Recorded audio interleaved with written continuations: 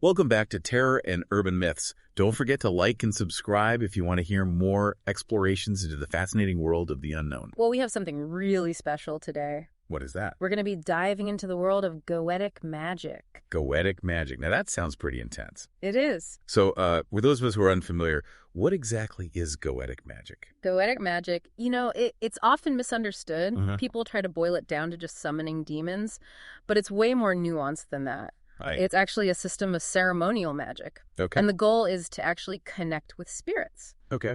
For knowledge, for power, for spiritual growth. So it's not just about, calling up demons for nefarious purposes. Mm-hmm. There's a deeper purpose behind it. Right. It's a pathway to profound spiritual knowledge and power.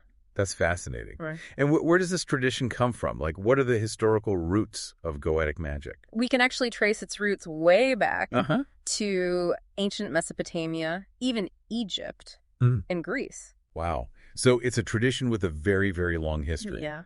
And it's interesting that the term Goetia itself, I believe, comes from ancient Greek, right? Yes. What does that word actually mean? It translates to sorcery or witchcraft. So it's directly tied to these ancient magical practices. Exactly. Now, when it comes to Goetic magic, Yeah. is there a central text, something that people who practice this tradition kind of refer to as their guidebook? Yeah, there is. Okay. It's called the Lemegeton. Lemegeton. And there's a section in the Lemegeton called the Ars Goetia. Okay. This book is the Bible for Goetic magic. I see. It lays out specific instructions for summoning 72 spirits. 72 spirits. That's pretty specific. It is. And what's really interesting is this text, the Lemegeton, it's attributed to King Solomon. King Solomon. Wow. Who was, famous for his wisdom. Yes. And his supposed control over spirits. So it's it adds this extra layer of mystique to the whole tradition. Exactly. Now, I've also heard about something called Solomonic magic. Mm-hmm. How does that fit into the picture with Goetic magic? Are they the same thing? Are they different? Good question. Solomonic magic. That's the broader tradition. Okay. That Goetic magic is a part of. So Goetic magic is a subset of Solomonic magic. Exactly. And the story goes that King Solomon himself wrote these texts. But a lot of scholars, they think these texts were actually compiled much later. Okay. So the idea of King Solomon, sitting down with a quill and parchment, writing all this down, that might be more myth than reality. Probably. Okay. And they think these texts might actually be drawing on even older sources. Oh, wow. So Solomonic magic, Yeah. and by extension Goetic magic, they could be rooted in something even more ancient. It's very likely they evolved over centuries, absorbing influences from all kinds of cultures and traditions. So we're talking about a real melting pot of magical practices coming together to form this tradition. That's fascinating. Are there any specific examples of these influences that we can see within Goetic magic? Yeah, there are actually. One of the most striking examples is the use of the numbers 6 and 60. 6 and 60. Yep. And that ties right back to the Babylonian sexagesimal number system. Well, what? The sexagesimal number system. Okay, break that down for me. What is that? It's a base 60 system. Okay. As opposed to our base 10 system. Base 60. That sounds pretty complicated. It might seem that way, but we actually still use it today. Really? Where? Well, think about how we measure time. Okay. 60 seconds in a minute.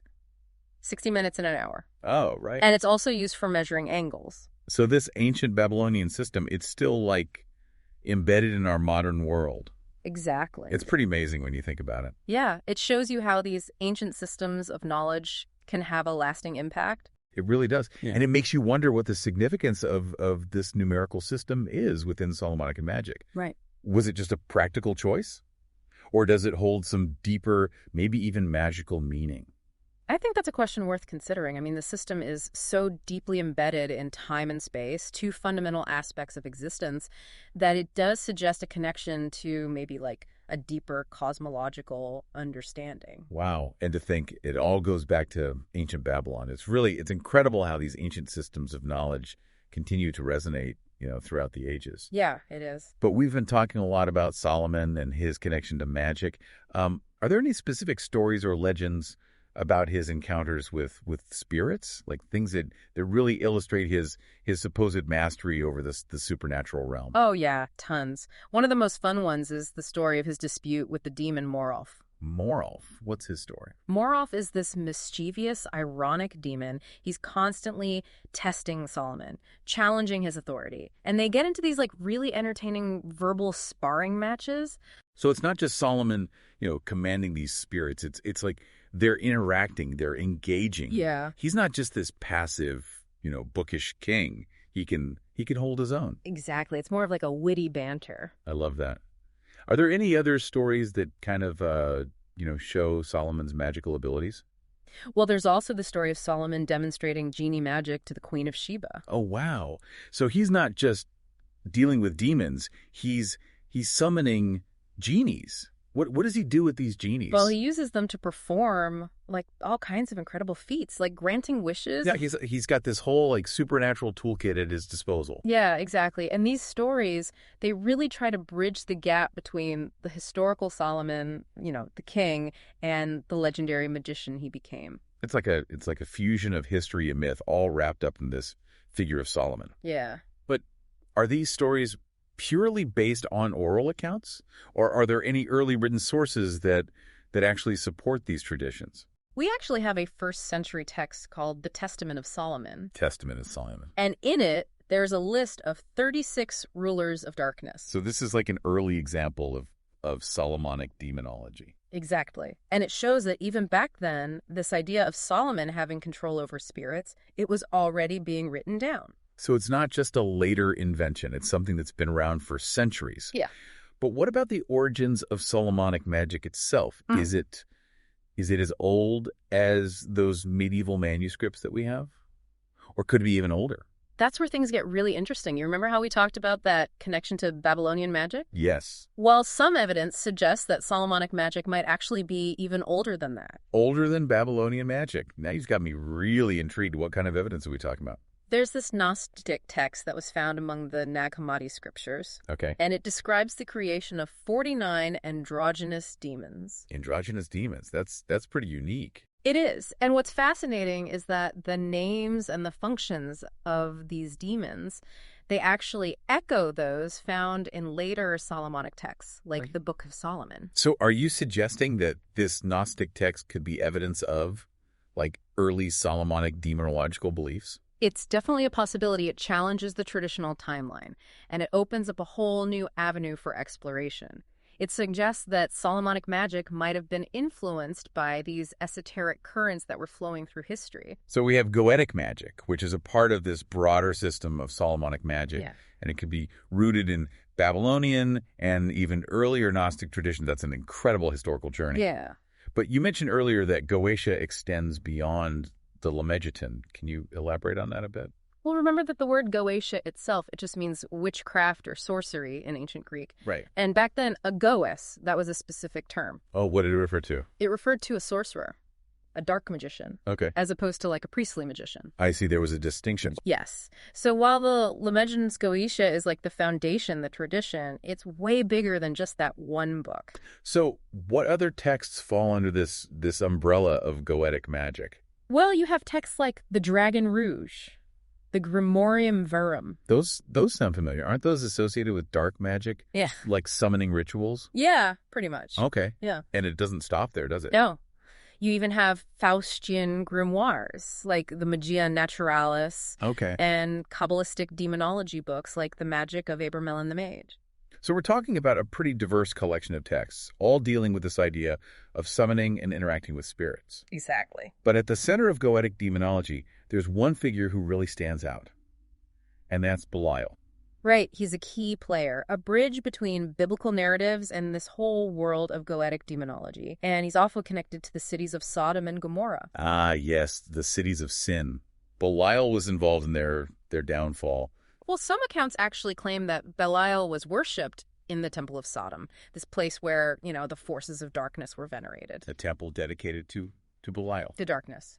And it's interesting because just as you have the righteous trying to rebuild the Temple of Jerusalem, you also have those who are said to yearn for the reconstruction of the Temple of Sodom. As a symbol of their defiance. Yeah, their embrace of darkness. That's a powerful image. And his connection to Lucifer, that adds another layer to his already pretty dark persona. Yeah, it's believed that Belial was created right after Lucifer. And they fell together. So he's not just any demon. He's like high up there in the demonic hierarchy. Right. And his name, Belial, it actually means worthless or without worth. So he's a fallen angel associated with sin and destruction, and his very name signifies worthlessness. That's a lot to live up to or down to, I guess. But I've also heard there are other interpretations of his name. Yeah, some people link his name to Bel, meaning Lord, and El, meaning God. So it's like he embodies both divine and demonic aspects. A fascinating duality. It is. But we were talking about the Testament of Solomon earlier. Right. And you mentioned that in that text, Beelzebub is considered the first among demons. So where does that leave Belial? How do they fit together in the Goetic hierarchy? It's a great question. And it's something we'll explore further when we delve deeper into the fascinating world of Beelzebub and his role in Goetic demonology. This is getting really interesting. I can't wait to hear more about Beelzebub and how he fits into this whole picture. Well, stay tuned, because next time we'll be diving deep into the stories, the legends, and the lore surrounding this powerful entity. I'm definitely looking forward to that. But before we go, for all of you out there who are captivated by these tales of Goetic magic and the world of the unknown, be sure to subscribe to Terror in Urban Myths so you don't miss out on any of our upcoming explorations. We've got a lot more to uncover. We do.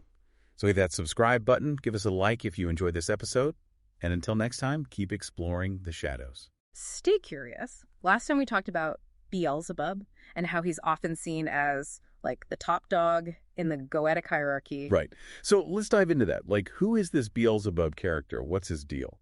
Well, we get a really good look at him in the Testament of Solomon. Remember that text we talked about? Yeah, the one that lists all those rulers of darkness. Exactly. So in the Testament of Solomon, he actually conjures Beelzebub. He summons him, like face to face. Yeah, pretty much. And he basically demands to know why Beelzebub claims to rule all the demons. Bold move. So what happens? How does Beelzebub react to that? He's totally unfazed. Right. Yeah, but he's like, yeah, I'm the boss. I was the first to fall, the original rebel angel. So he's not just powerful, he's proud of it. Oh, yeah. And he goes on to say that he controls all the demons who are imprisoned in Tartarus. Tartarus, that's the deepest, darkest part of the underworld. Exactly. And he reveals his ultimate goals. Which are? To overthrow kings, corrupt minds, and basically destroy the whole world. That's pretty ambitious. Right. He's driven by this insatiable desire to unravel everything. That's a scary thought.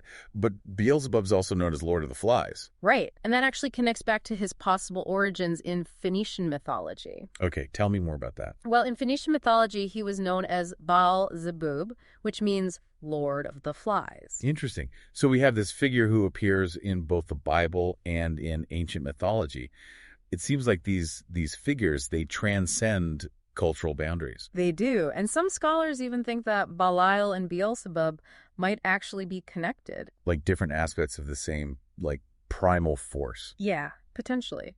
Now, there's also this fascinating legend about a brass vessel. A brass vessel. Yeah. And it's said that Solomon used it to imprison 72 demons. Wow. That's a lot of demons. It is. And among them are some big names: Belial, Byleth, Asmodee, and Gap. So what's the story behind this vessel? How did Solomon manage to trap all these powerful demons? Well, the story goes that these demons, they got a little too proud. They challenged Solomon's authority. So, as punishment, he bound them within this vessel using a divine seal. It's like a magical prison. Right. And it's a symbol of Solomon's power, his dominance over the forces of darkness. Pretty impressive. So what happened to this vessel? Where did it end up? Solomon had it cast into a lake in Babylon. Okay. And I'm guessing it didn't stay there forever? Nope. Centuries later, the Babylonians, they fished it out. Why? What were they hoping to find? They thought it was full of treasure. Classic. Right. But as soon as they opened it, all the demons, they were released. Oh, no. Yeah, chaos ensued. Most of the demons, they just fled. Back to their dark corners of the world. Right. But Belial, he was different. What did he do? He decided to stay put. He inhabited an idol. An idol. Yeah. And then the Babylonians, they started worshiping him. Wow. Talk about a twist. Right. So even in defeat, Belial still manages to exert his influence. And this is what makes both Belial and Beelzebub so fascinating. They're these intermediaries between the human world and the demonic realm. They're not just these distant, abstract figures. They're forces that can directly interact with us. Exactly. And for those who practice Goetic magic, understanding these figures, it's crucial because it's not just about summoning demons for kicks. Right. There's a deeper purpose to it. Yeah. So how do you actually go about interacting with these demonic forces? That's where the concepts of invocation and evocation come in. Okay, break that down for me. What's the difference between invocation and evocation? Well, invocation is about inviting a spirit into yourself. Like becoming a vessel for its energy. Exactly. Whereas evocation is about calling a spirit forth to manifest externally. So with invocation, you're merging with the spirit, and with evocation, you're keeping it at a distance. You got it. And both techniques require a lot of knowledge, precision, and respect for the forces you're dealing with. Goetic magic, it's not for amateurs. It sounds pretty intense, but the whole idea of demons and forbidden knowledge, it's always fascinated me. Is this a purely modern concept, or does it go back further? The idea of demons and knowledge, it's ancient. Even in ancient Greece, the word daemon, it wasn't always negative. It was actually often associated with reason and intellect. Interesting. And then you have the Book of Enoch, which tells the story of fallen angels teaching forbidden knowledge to humans. So knowledge itself, especially when it's considered dangerous, has always been seen as a powerful force. Exactly. And in Goetic magic, this idea of seeking knowledge from demonic entities, it's a central theme, but there are different ways to approach this. Different methods. Yeah. Dr. Thomas Carlson, an expert in Goetic magic, he outlines 3 main methods. Okay, I'm curious. What are they? The first one is the orthodox method. This is all about following the traditional instructions very carefully, using protective circles and triangles, invoking angelic names for control, and employing all the classic tools. The vessel, the dagger, the bell, the ceremonial garb. It sounds very structured. It is. The second method is the archetypal method. This one requires a really deep understanding of the entities you're working with. So it's more about inner knowledge than just following rules. Exactly. And then there's the dark magician method. This one is, well, let's just say it's not for the faint of heart. Why? What makes it so different? Well, it involves direct contact with the entity without any protective circles or angelic invocations. Wow, that's taking things to a whole new level. Right? It's about seeing yourself as an equal to the demon, but it requires immense experience and a complete lack of fear. That's pretty hardcore. Definitely. Now, you mentioned ritual tools earlier. Yes. Tell me more about the symbolism behind those. What do they represent, and how are they used in Goetic rituals? The classic tools are the wand, which represents fire, strength, and will, the sword, symbolizing air and thought, the chalice, connected to water, vision, feelings, and dreams, and the pentacle, representing earth, action, manifestation, and protection. It's like a whole magical toolkit, each tool with its own unique purpose. Exactly. And what's interesting is that Goetic magic focuses on 3 primordial elements: fire, air, and water. Not the traditional 4. Nope. These 3 are seen as the fundamental forces of creation. They predate the material world. That's fascinating. It adds another layer of complexity to Goetic magic. But we also talked about the magician's temple last time. Right. And this is where things get even more interesting. Okay, remind me, is this a physical temple or something more metaphorical? It can be both. In the orthodox method, it might be a dedicated physical space for rituals. Like a sacred chamber. Yeah, exactly. But in the dark magician method, the temple is internal. Like a space within the magician's consciousness. Precisely. It becomes the meeting point between the magician and the demonic, the place where knowledge and power are exchanged. So it's not just about external tools and rituals. It's about cultivating an inner space of power. Absolutely. And that's where we'll pick up next time as we continue our exploration of Goetic magic and delve even deeper into this concept of the magician's temple. Yeah. We were talking about the magician's temple, right? That inner space where they can connect with these demonic forces. Yeah, that's right. It's like their own personal sanctuary, I guess, where they can meet these entities and tap into their knowledge. Exactly. It's within that inner temple that the real work of Goetic magic happens. So it's not just about drawing circles and chanting words. It's about creating this internal space where you can actually commune with these forces. Right. It's about cultivating your own consciousness, your own awareness, to a point where you can interact with these entities safely and effectively. I mean, that sounds pretty intense. It makes you wonder, Is there a risk of, like, being overwhelmed by these forces, like losing yourself in the darkness? There's always a risk, especially if you approach Goetic magic without the proper preparation, respect, and understanding. It's a path that requires a lot of caution.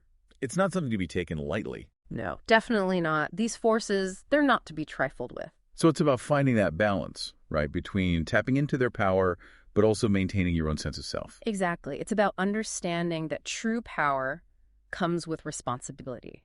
It's not about dominating these forces, but about working with them, learning from them. So it's more of a partnership. Exactly. It's about recognizing that these entities, they're not simply evil. They represent different aspects of existence, aspects of ourselves even, that we might not always want to acknowledge. It's on shadow side. Right. And by engaging with them consciously, respectfully, we can actually learn from them, integrate those aspects into ourselves. That's a pretty powerful idea. So it's not just about, summoning demons for power or for some kind of nefarious purpose. It can actually be a path to self-discovery. Absolutely. It's about confronting those parts of ourselves that we might normally try to hide from. And through that confrontation, we can become more whole. Exactly. Goetic magic, when approached with the right mindset, can be a profound tool for transformation. Well, I think we've covered a lot of ground in our exploration of Goetic magic. We have, but we've only just scratched the surface. There's always more to learn, right? Always.